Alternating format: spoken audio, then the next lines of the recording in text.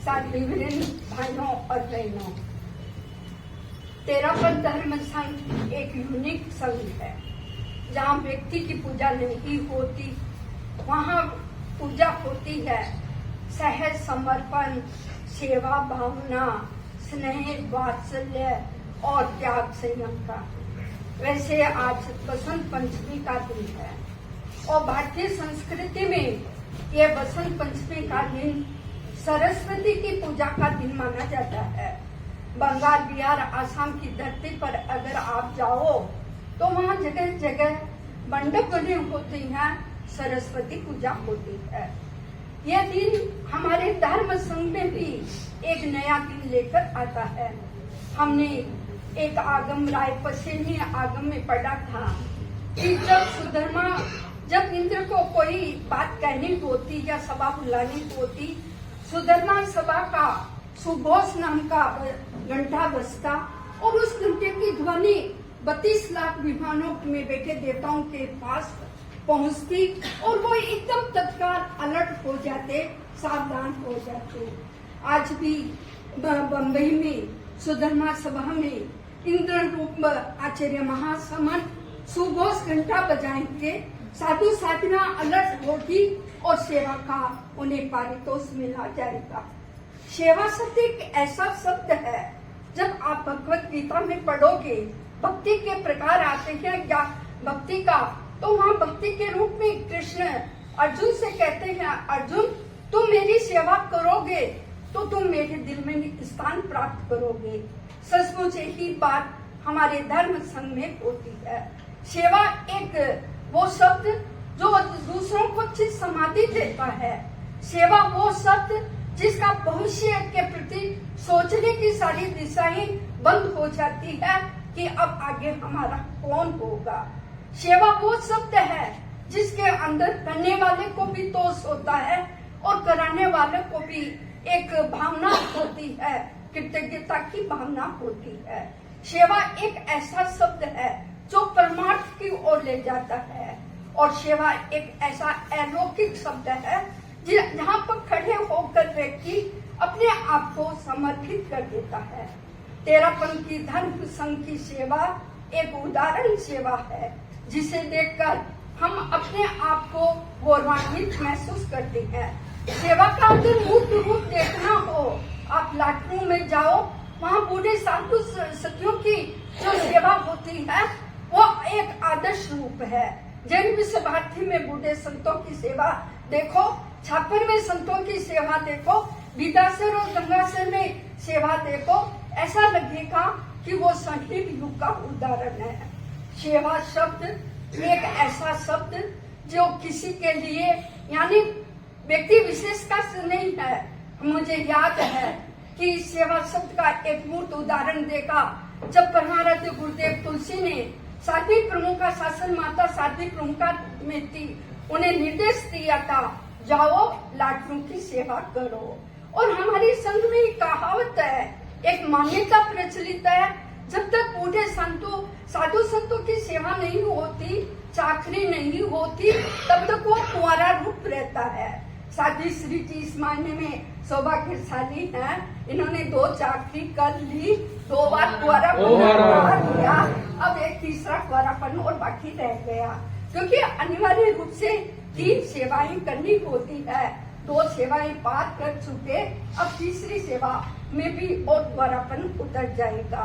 हमारे केवल साधु साधियां ही नहीं, आचार्य भी किस रूप में सेवा करते हैं, पूरे चतुर्विद संघ की सेवा करते हैं, श्रावक श्राविकों की सेवा करते हैं, साधु साधियों की सेवा करते हैं।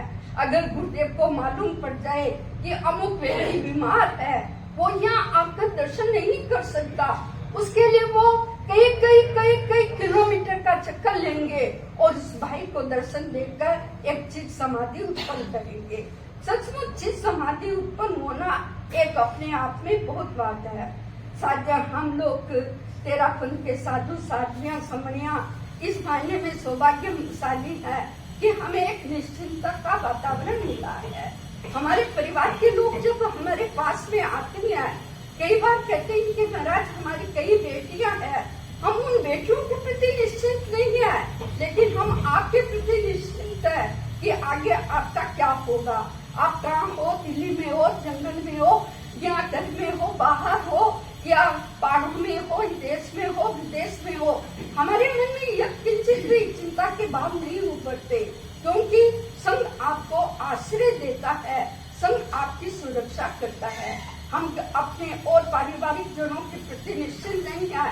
अगर उनका 2-3 समाचार नहीं आते हैं, मन में एक वाह उत्पन्न हो जाता है, लेकिन आपके वर्षों तक भी संवाद नहीं आते हैं, तो भी हमारे मन में कोई चिंताएं नहीं होती। हम ऐसी सेवा को पाकर क्यों नहीं होंगे। हमारे जब हम तेरापंथ के इतिहास को पढ़ते हैं, एक नहीं कई ऐसी घटनाएं हैं। हमारे धर्म संघ में बिना पढ़ा हुआ व्यक्ति वो मान्य है, बिना व्याख्यान देने वाला व्यक्ति मान्य है। अगर कोई आकर मुझे कहे समझे मंजूर क्या व्याख्यान दो, अगर मुझे नहीं देना आता है तो वो मान्य है, वो सब कुछ स्वीकार है। अगर मैं दूर पहुंचने नहीं जा सकती, वो भी मान्य है। मैं अगर नहीं पढ़ सकती, वो भी मान्य है। अगर सेवा के मायने में अगर मैंने कुछ ननुनच कर दिया, मैंने कुछ ना कह दिया, वो हमारे धर्म संघ में मान्य नहीं होगा। परमाराध्य गुरुदेव कई बार फरमाते हैं कि मैं जब युवा साथियों को, बूढ़ी साथियों को हाथ का सहारा लेकर देते हुए देखता हूँ, उनकी जब मैं व्यावृत्ति करते हुए देखता हूँ, तो मेरे मन में अपार प्रसन्नता होती है।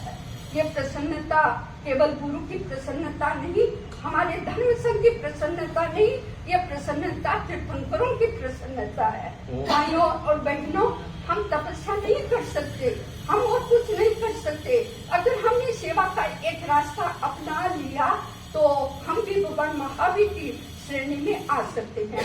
हमारे इतिहास में मिलता है एक नहीं अनेक घटनाएं, जब आचार्य को मालूम पड़ जाता है कि सेवा के मामले में कई कुछ कमी रह गई या कुछ किंतु परंतु रह गया, गुरुदेव केवल उपालम ही नहीं देते, कड़ी उठावनी भी कर देते हैं, यहाँ तक कि उसे अग्नि पद से भी मुक्त कर देते हैं। क्यों? क्योंकि सेवा हमारा आभूषण है, हमारे हाथों की शोभा। जब हम अपने बुजुर्ग साधु साधियों की व्यावृत्ति करते हैं, तब हमारे हाथों की शोभा होती है। कालूगनी की जमाने की घटना, जब कालूगनी को मालूम पड़ा कि अमुक संत सेवा छोड़कर मैं आ गया, तो कालूगनी ने तत्काल उठानी की कि जाओ, तत्काल जाओ और तुम वापिस संतों की सेवा करो।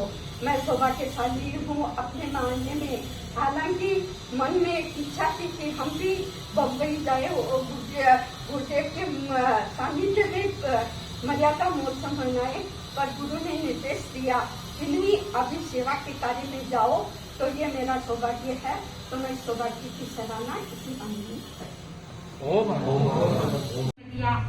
उस रात को नमस्कार जिसने प्रभात को जन्म दिया, उस मधुमास को नमस्कार जिसने बरसात को जन्म दिया।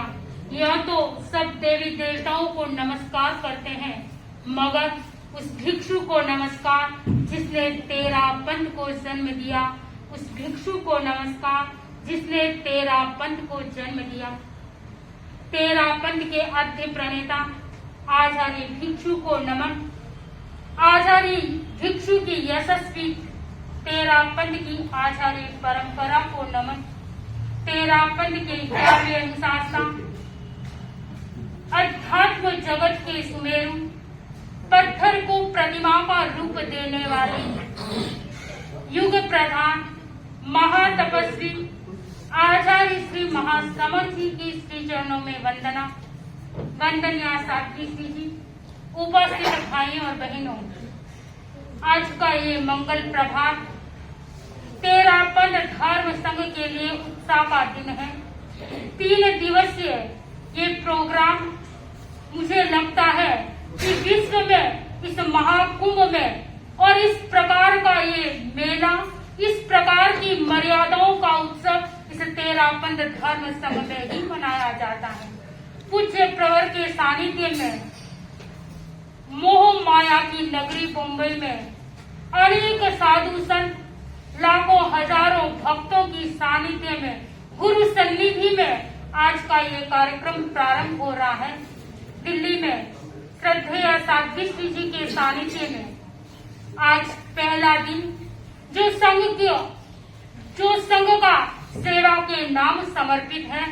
सचमुच बंधुओं, मुझे लगता है कि यदि घर परिवार में यदि सेवा का अवसर प्राप्त होता है तो व्यक्ति आनंद और खुशी की अनुभूति करता है, किंतु हम परम सौभाग्यशाली हैं इस तेरापंथ धर्म संघ को देखते हैं, जहाँ आचार्य संघ की सेवा करते हैं, साधु संत सेवा करते हैं, श्रावक श्राविकाएं भी सेवा के लिए समर्पित रहता है।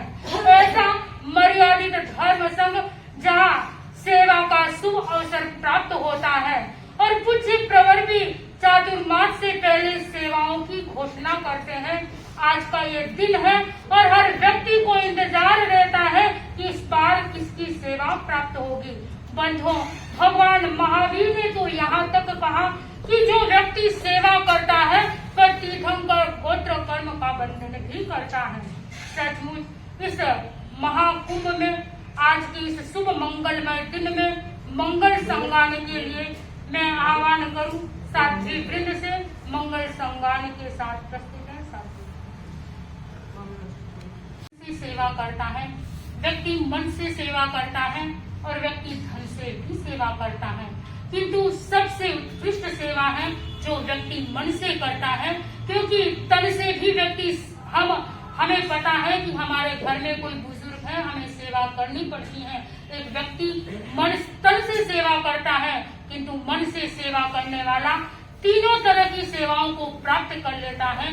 तो हम कैसे सेवा करें, कैसे आगे बढ़े, मेरा निवेदन डॉक्टर समणी मंजू प्रज्ञा जी।